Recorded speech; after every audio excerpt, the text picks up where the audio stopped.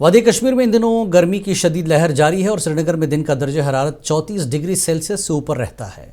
इस heat wave की वजह से छोटे छोटे स्कूली बच्चों को बहुत मुश्किलात झेलनी पड़ती हैं।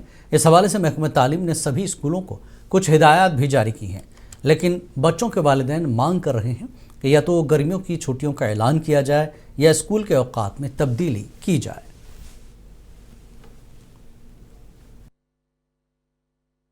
बहुत बहुत मुश्किल होता है। जो गाड़ियों में आते बेचारे बाइकों पर आते हैं, स्कूटर पर आते हैं, गर्मी बहुत है, बर्दाश्त नहीं होती है।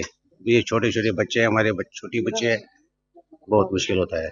इसलिए हम गवर्नमेंट से कुछ अपील करते हैं, कम से कम उनको कुछ समर वेकेशन दिया जाए, 10-15 दिन, तब तक हीट कम हो जाएगी।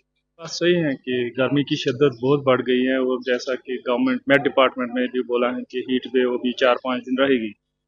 तो इस सूरत में अगर कंसर्न डिपार्टमेंट या गवर्नमेंट इस वक्त अगर अनाउंसमेंट नहीं कर पा रहे हैं इसके समर वेकेशन की, तो एटलीस्ट टाइमिंग में चेंज होनी चाहिए।